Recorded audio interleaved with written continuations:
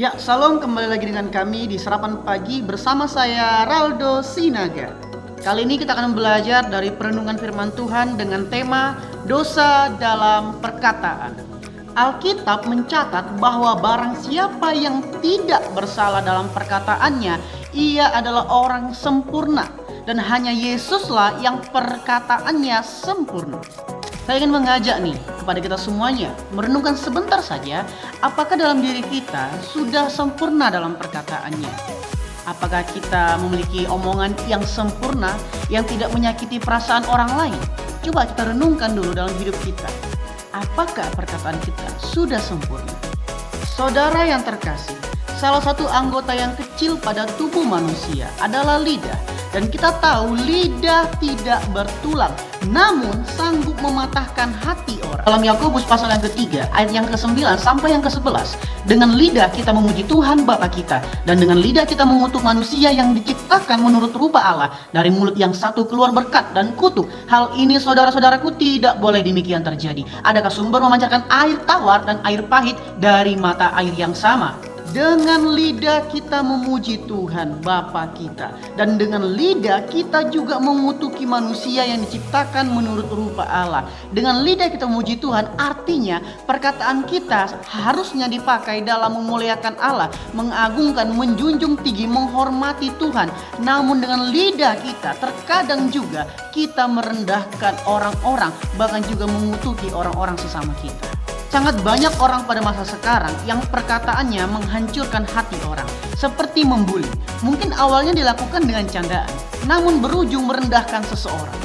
Candaan yang sehat adalah candaan yang membawa hiburan dan membawa kesenangan kepada semua orang, bukan merendahkan orang menjadi bahan candaan. Itu sama dengan merusak mental seseorang, dan itu tidak boleh terjadi. Bahkan bisa membuat seseorang menjadi depresi. Contohnya seperti ini, dasar gendut. Dasar kurus, ketinggian kayak galah. Ini sebenarnya merusak mental seseorang tadi, yang awalnya sebenarnya candaan, tapi berujung pembulian. Jika kita menghina orang sesama kita, itu artinya sama dengan menghina Tuhan. Kita memuji Tuhan, tapi kita menghina ciptaan Tuhan. Engkau sedang berdusta dengan Tuhan, karena kau mengatakan haleluya kepada Tuhan, tapi kau sanggup merendahkan seseorang.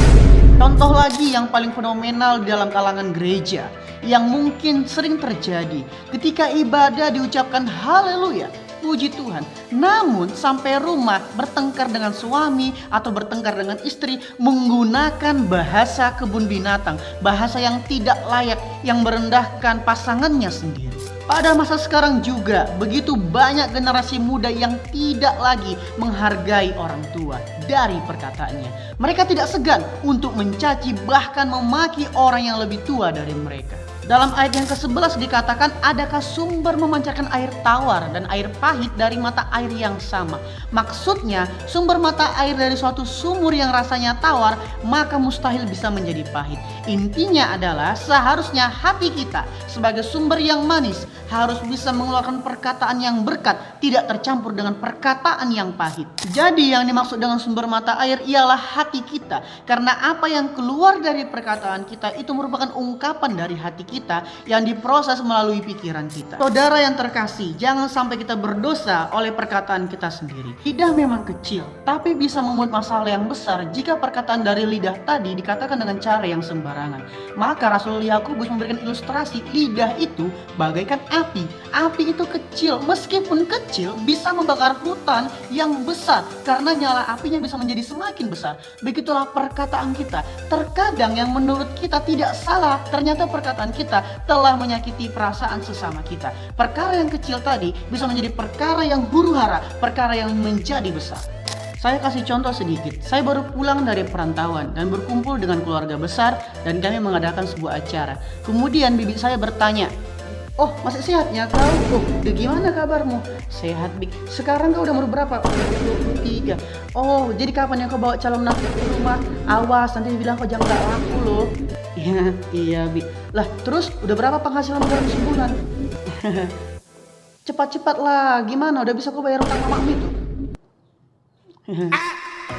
Hati-hati, perkataan kita jangan sampai dikuasai oleh si iblis. Perkataan yang nyakitin terus. Setiap kita mau pergi kemana, mau ketemu orang, perkataan kita malah menyakiti setiap orang. Itu harus diwaspadai.